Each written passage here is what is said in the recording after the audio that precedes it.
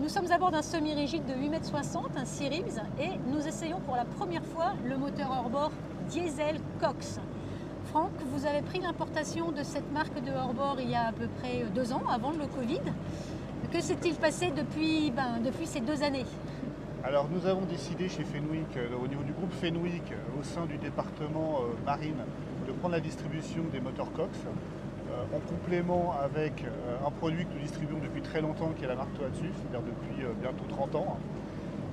Ce type de produit est un produit très particulier, puisque c'est un moteur qui s'adresse essentiellement à une utilisation professionnelle, mais aussi sur des applications de type offshore, pour des raisons en fait de sécurité, et aussi sur les annexes de méga yachts.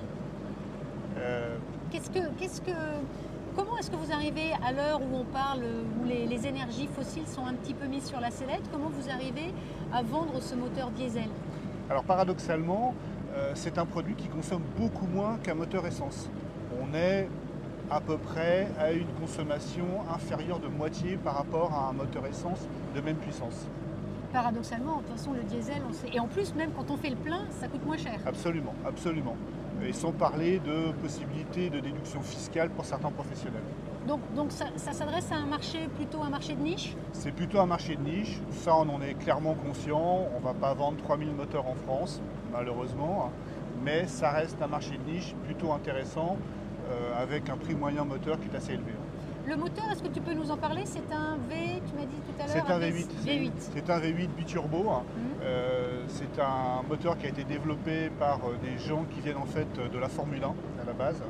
Donc c'est un produit qui est vraiment tout neuf par rapport à ce qui se fait aujourd'hui en marine, et qui en fait souffre de performances particulièrement intéressantes. Performance en vitesse, c'est à peu près comparable avec du 300 chevaux essence ou pas? Alors en vitesse peut-être, mais la grosse différence va se faire essentiellement sur le couple. Et une fois de plus, pour une utilisation professionnelle. Tu me parlais tout à l'heure d'un marché aussi qui était celui des annexes, de gros yachts. Voilà, alors les annexes de gros yachts, un petit peu comme dans le milieu du offshore, ils ont une obligation d'avoir du diesel à bord, parce que c'est très souvent des bateaux qui font du charter. Et de ce fait-là... Diesel moins inflammable que... Voilà, moins inflammable tout à fait, pour des raisons de sécurité. Et de ce fait-là, ce genre de clientèle opte pour, quand il y a une utilisation hors bord évidemment, sur du moteur hors bord diesel.